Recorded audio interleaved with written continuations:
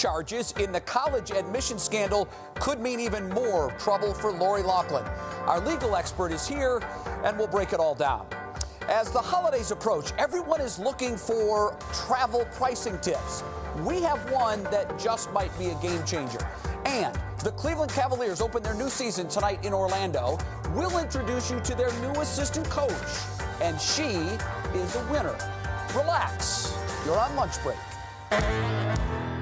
It's your lunch break with Jay Crawford. Hello again and welcome to Lunch Break. I'm Jay Crawford and thrilled to be joined today by Holly Strano. It's been a minute since you've been here. I've missed you. You have. I'm sure you have. I have your cup on my desk, so I see that. You're never too with far your imaginary from me. drink inside. I forgot mine today. It is. Well, we can share. Okay, I'm going to put your weather forecasting skills to the ultimate test. Halloween is a week and a day away. It's 8 days out. I know this because my kids are counting down. It is beautiful, and as you see our pictures of Cleveland today. We are going to do every dance and prayer possible to have another day like this. But I want science, Holly. I want to know. I am not going to go out on a science limb 8 days from now. That's ridiculous. Give me an estimate. The trend is colder for next week. Colder? Yeah. Okay, that's not what I was looking for. Yeah. All right. We'll see. Okay. Not exactly what I was looking for. Things change around here, it's still good to have you here. I know they change. Yeah. First on our lunch break menu today, Aunt Becky facing 50 years in prison now. 50 years? That's because prosecutors have tacked on 2 more charges to Lori Loughlin and her husband, Massimo Giannulli. Each charge carries a potential 5-year sentence. She was already facing a potential 40 years in prison. And we want to bring in our legal expert now, Stephanie Haney, to try to make some clarity, get some clarity around this story. It really is. Well, it's been going on crazy. forever. Stephanie, the fact that Loughlin and her husband haven't taken a plea would tend to make us think that they think they can beat these charges. So my question for you, it's kind of two-pronged here. Can she, and if so, how? Well, the government is doing a really good job at slow playing the rolling out of these charges. But the bottom line is, even with this new charge, which is conspiracy to commit federal programs bribery, they still have to prove that Loughlin and these other people knew what they were doing was illegal. And Loughlin's attorneys this entire time have said she didn't know she was doing anything wrong. Rick Singer, who's the mastermind behind all of this, however, he is cooperating, so we don't know what kind of proof the government has, but I'm betting that it's good. Yeah, it seems like they like their hand. Well, and listen, people give massive donations to universities all of the time. Is it possible that they can claim that that's what they thought they were doing here? Does that make sense? Well, they'll certainly try to make that case, and there are a lot of people who will say that these big donations in a cause and effect, when you look at it that way, not necessarily that different. But from a legal perspective, there are 2 important differences to note: who they paid and where the money went. So Loughlin and these other parents paid a third-party organization, this key worldwide foundation by Singer, right?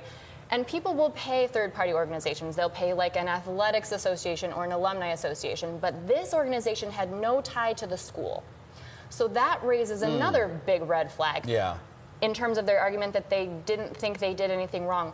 Where did they think this money was going? Where did they intend for this money to go? Yeah, and the charges, it was $500,000 to get their 2 daughters into USC. Right. It's a lot of money. Right, and we know that money didn't go to the school. It went to individuals. Right. So what happens next? So from here, we have a lot more information now. There might be a new opportunity for Loughlin to take a plea deal. We already know that Felicity Huffman took a plea deal early on. She ended up with only 14 days in jail, some community service, some probation. 4 parents took a plea deal right before these new charges came out as well. So soon we'll know what those people get. Now with these new charges, it's 2 students, right? So 10 more years. That's a total of 50 years. Jeez. That's a lot of motivation to take a plea deal. Yeah, I mean, it seems extreme. It's extreme, it's a lot, and it's confusing because it's just been going and going. Yeah, and going. it has. And I feel like it changes from day to day. Stephanie, thank you. Yes. We appreciate it. You know, she mentioned that Felicity did take the deal. If she gets out Sunday from her 14 days, it's going to be interesting to see if this is enough to make them crack and say, we'll do a deal. Okay, this story is pretty funny, Holly. You remember a few weeks back, there was a sign that was posted on one of the ODOT traffic signs. We see them all over the highways. And these signs sometimes are humorous. They put funny things on there. But the one that we're going to talk about, they say, ODOT says, we didn't put that up there. They claim that their system to create these signs was hacked. And the sign read, "Slow your rear end down." Except for it didn't say rear end. You can see it was a 3-letter word there. You can figure it out. It says slow your yeah, right. down. Yeah, you can figure out what it means. Beep. Well, I love this because a Solon high school grad, currently an OSU student, his name is Mark Leiner, he's decided to capitalize, to profit on this. So he's making signs 2 feet by 3 feet. They're double-sided, and they're yard signs. So you stick them in your front yard if you think that cars are traveling at a high rate of speed in your neighborhood, and they say, just as this picture is, slow your rear end down. Now, if you live on a street where there are a lot of... Yes. If you live on a street where there's a lot of high-speed traffic, you might want to look into this. The signs are $15, so it's not that bad. You can also get a bumper sticker. Look, it gets people's attention. It got my attention. It certainly got mine. For sure. And made me giggle at the same time. I thought it was funny that ODOT said, "We didn't do this, we were hacked." Yeah. Do you believe them? I don't know if I believe them. I really don't know. I mean, I don't know, because they do funny signs. It gets the message out. It does. Listen, I mean, like, we're not committing a crime here. It gets the message out. I'm all for it. Yeah. Okay, question for you, Holly. Beep down. If you were going to create a logo for anything, how long do you think that process might take? For real? Yeah, just one logo. I would think, you want a Holly Strano logo. How long would that take to design? I would give myself a good night's sleep and maybe a couple days. Okay, a couple days. Yeah. That seems good. Well, if you're the committee for the Paris 2024 Olympics, the answer to that question is 18 months. Oh, my gosh. They were charged with the task of creating a logo for the Olympics, which are 2024. This better be good. It took them a year and a half. I thought the same thing. It better knock my socks off. Like, I am ready. Are you ready? Do we have a drum roll? We need a drum roll. Here's the drum roll, and here's the logo. 18 months in the making, and that's what they came up with. That's it. So it's an Olympic flame. It's on a gold medal. Clearly, we're in the wrong profession. And in there, you see the lips and hair of Marianne. 18 months to do that? 18 months. Now, the lips and hair of Marianne, of course, is the personification of the French Republic since the 1789 Revolution. We all knew that, of course. Right. Organizers say that Marianne is being used as a nod to history, which I do like this, because women first participated in the 1900 Olympics, which were in Paris. Now, if we can put that logo up again, it's actually behind us. Yeah. Some actually say that it looks like the Tinder logo. Do you see the similarity there? Oh, there's the Tinder. So you like kind of like the little flame there? Right, without the mouth. I can see it. Yeah, I can see it a little bit. Sure. Others say that it looks like the Grinch. I didn't see that originally. I don't see a Grinch. I did not see a Grinch originally, but somebody tweeted a side by side. And when you look at the Grinch, you know, the hair and the little whippy thing on the hair? Right. Maybe a little bit. Do you know what I see? What do you see? Through my J crystal ball is people have a lot of time on their hands. Yeah, they do. Well, we know that. I mean, my goodness. If you don't think they do, just go on Twitter for a moment. Ooh. There was one other one that we saw that sort of caught our attention. They said it looks like the L'Oreal logo. Do you know the L'Oreal logo? I don't use L'Oreal. But you don't use their products? I'm ready for it. Okay. Well, all they did was just put L'Oreal, Paris 2014. Got it. So there you have it. I don't know if it was worth a year and a half wait to come up with that. No. I wonder how much the company made to design the logo. I mean, hundreds and thousands. Like my first, tons. Yeah, tons. Absolutely. Like I'm thinking I would have had like the flames and the lips, maybe a few hearts, a couple rainbows, a little unicorn shooting out of there. Do something like different. The Holly Strano logo. I mean, grab some attention. A little sunshine. Okay. All right. Are you traveling anywhere for Thanksgiving? No, I'm staying home. Staying home. Family's home. Yeah. I'm traveling. Heading to New York. I've traveled several times over the holiday. It's brutal. Holiday travel is nerve-wracking. I'm always looking for some sort of tips to get the cheapest airfare, particularly around the holidays. Yeah. Experts from Hopper, though, have really dispelled some of the myths that I used to really bank on. So They're curious. saying that the whole buying on Tuesday.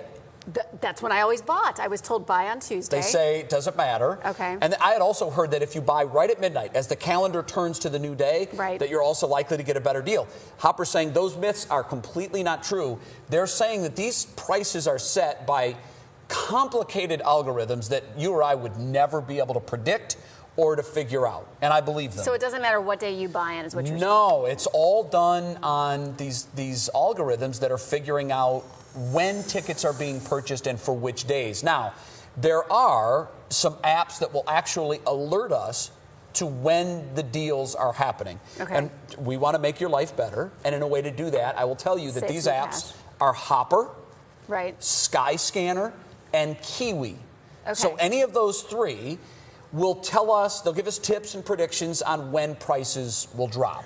And that's what I want to know. I want to know, when should I buy? You want to get a reasonable price. With me, I'm traveling with 2 kids. I want to sit with my children. Sure. So airlines that don't let you plan seating ahead of time, yeah, that's rough. give me major anxiety. Yeah, I know who you're talking about. Right. Okay, I get that. I can't deal with that. No, if you're with kids, particularly young kids, they have to be near you. Mommy's in the middle, Jessica Grady.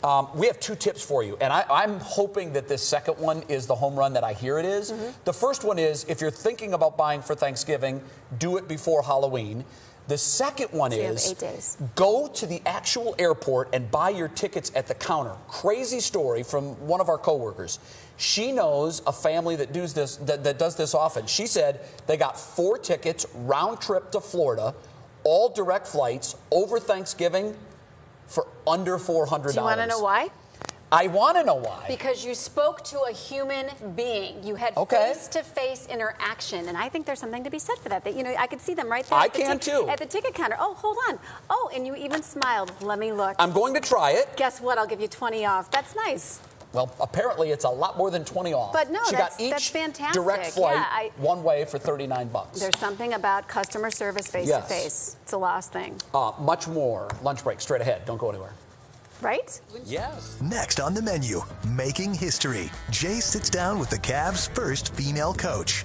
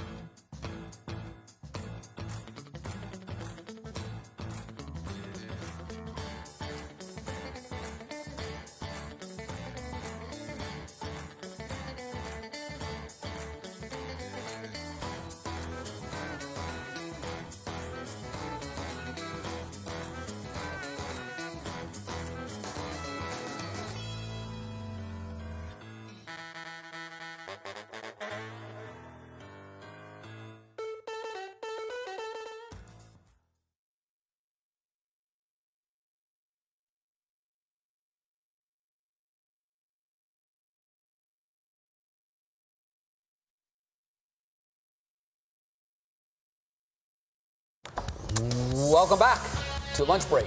I'm excited because the NBA is back. I bet you are. It's back. Go Cavs. LeBron and the Lakers lost last night to the Clippers. Hate to hear it. Hate to hear it. Sorry, LeBron. I know. All right. The Cavs open at Orlando tonight. I'm excited about that. It's exciting. And on the floor with the team will be Lindsay Gottlieb. She's an assistant coach for the Cavs, and she's also the first female college head coach to be recruited by an NBA team. And you got a chance to talk to her before this big night. I did. Here it is. Cool. First of all, Lindsay, I want to say congratulations on your becoming an assistant coach with the Cleveland Cavaliers. I want to start really with your basketball story. Everyone has one. Well, I played everything growing up, I think like every young kid should. And it wasn't probably until high school that I really specialized in basketball and wanted to play in college. But I tore my ACL prior to my senior year of high school. Sort of changed the trajectory of my college career. Got my first job offer at Syracuse the day after I graduated from Brown, and literally have been a coach every single day since. Oftentimes, folks write a set of goals, but it's almost like there was a glass ceiling for a young woman that wanted to become a coach. I don't know that I ever wrote down a goal and said, hey, I want to get to the NBA, but in terms of my passion and love for basketball, I was always seeking out more knowledge. And once I was a Power 5 head coach of women's basketball, the place that I would often seek that next level of knowledge was with people in the NBA. I guess my mindset was more, be present where you are, appreciate everything that you're doing. So when I was an assistant coach, I loved being an assistant coach. Did I ultimately want to be a head coach? Probably, but I wasn't hunting that next job. So when Kobe reached out, I thought it would be more of a philosophical conversation. Hey, what do you think about women in the NBA, or where do you think you're headed in the next 10 years? That was more the type of conversation I had with other NBA people. The conversation with Kobe was a lot more specific. And so when the offer was presented, what was going through your mind? You've had so much success at Cal, and I'm sure after so many years there, it becomes very comfortable. And this wouldn't just be outside your comfort zone, this would be a new zone altogether. At one point, my husband Patrick said, what do you want your legacy to be? And that's where the conversation shifted from the ability to impact, the 10 or 15 young women I was coaching each year to the ability to impact, more people broadly. At the end of the day, coaching is coaching. Yep. It really is. But when you've coached women your entire life, there had to be a major concern about, now I'm going to be coaching men. It's interesting because the guys have been the least of any worries. You know what I mean? They've just been so receptive right away. These guys are incredibly brilliant basketball minds. I mean, the players. How have they been? Oh, they've been unbelievable. And I think what they crave is authenticity. So I don't think they want some female trying to pretend to be a guy. I don't think they want some guy trying to pretend that he's something he's not. They just want authenticity. They want to know that you can make them better. They want to know that you are invested in them and care about them. What do you most love about being a coach? Oh, the impact you have on people. It's figuring out how to get a group of people to accomplish something together that they wouldn't be able to do otherwise without your influence, or and then just figuring out kind of what makes these guys tick and how I can make them better at what they do. Lindsay, thank you so much. Thank you. You have such a wonderful way with people, and I thought it was really nice that you brought up the fact that, now she's coaching men, and they all are so receptive. They've been wonderful to her. She's legit. This isn't some sort of publicity stunt. She took the Cal women's team to a Final Four. She can coach the game, and the guys recognize that because you recognize real right away as a pro athlete, and she's real. She's going to do very well. Lindsay, good luck to you. It's going to be rough for the Cavs this year on a lot of fronts. They're not expected to make the playoffs this year, but also for the first time in 14 seasons, fans watching on TV will not have Fred McLeod's voice describing the action. Fred's easy style and professionalism and work ethic are things that made him really one of the best in his professions. He, of course, died unexpectedly last month, 67 years old. Too young. Super guy. His wife, Beth, to honor Fred, sent out ties. Fred had hundreds of ties, great ties. She sent them to friends and colleagues, some of the Cavs. I was fortunate enough to receive one of the ties. Beth sent it in a beautiful box with a lovely note that is just, it's heartbreaking. We're with you, Beth, as you move on. Jim Donovan, Nick Camino, Dave Chudowski, also Bud Shaw, also got ties here at Channel 3. And I'm proud to say that I am wearing Fred's tie right now. And so, Beth, thank you. We're all thinking about you as the Cavs get ready to start another season. Fred was one of the best, and he'll be missed. Yeah, what an honor. What did you think as you were putting that on today? It was emotional as I was putting the tie on because I thought of Fred. And the last time that this tie was tied, just weeks before he passed away, I was getting ready to do the Browns-Lions preseason game. He was the TV voice for the Lions. He came into my booth, gave me a big bear hug. We had a great conversation. We talked about the Cavs. We talked about the Browns. I asked about Beth, the things that he loved most in life. Beth, you are one strong lady. You are. We're thinking about you. More lunch break after this. Time's running out for Halloween costumes. 8 days left. We have an expert here to help us throw together a last-minute costume using things that we actually have in our closets. That's next.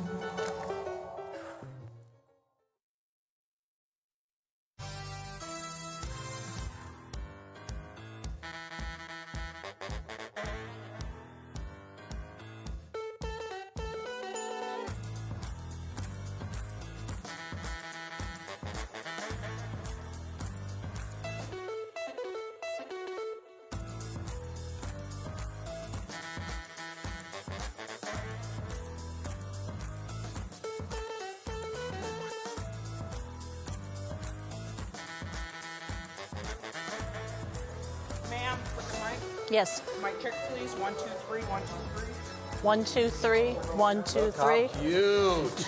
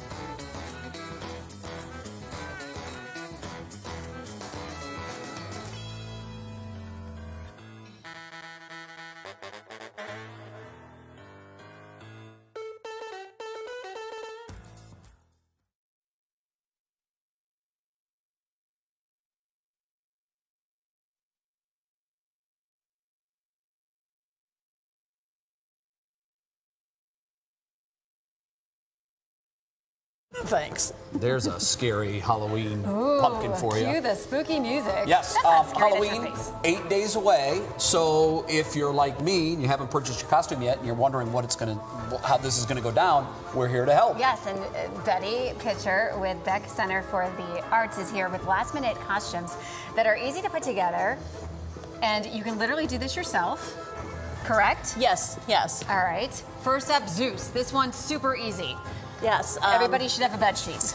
Yeah. I mean, let's hope we all have a bed sheet. We did ours out of material, but this particular one could be made with a bed sheet. The sash, the gold sash, could be a tablecloth or okay. So you could use what you have around your home to or purchase from like craft supplies, Michaels, craft supplies or fabric stores or even your local Walmart. And the kids get to help, which is super fun. Yes. Yes, Right? they would have to help me with any of these because there's no way I'm able to make that. And the lightning bolt thing is cool too. This one in particular is made out of wood and paint. Right. But you could do it out of cardboard and tin foil. Okay, very good. Poster board, yes, you get yellow poster board. absolutely. Next up, I recognize that. You are one of the 7 dwarfs. You're not fooling me.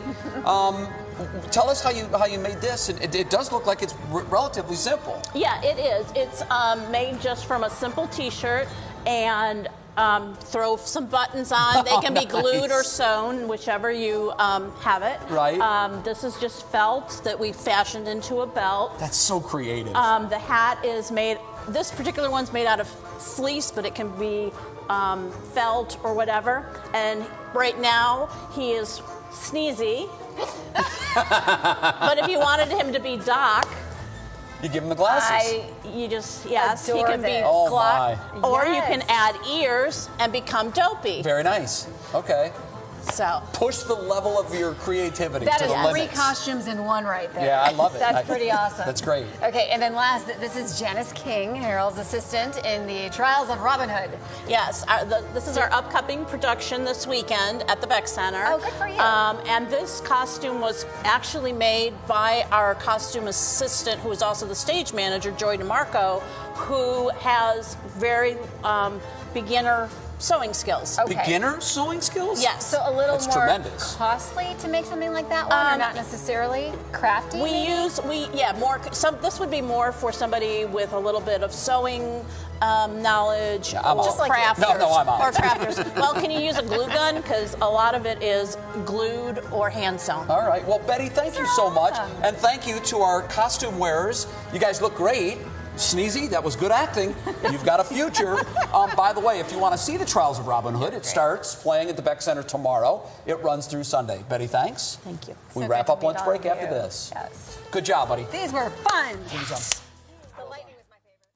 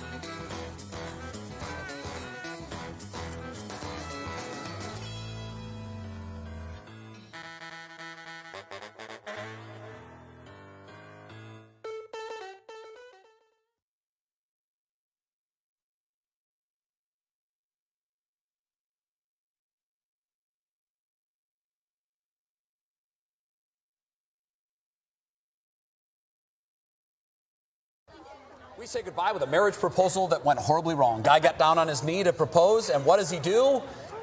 He trips the young lady who had no idea that she was a piece of history. And, you know, she gets up and she keeps going like nothing happened.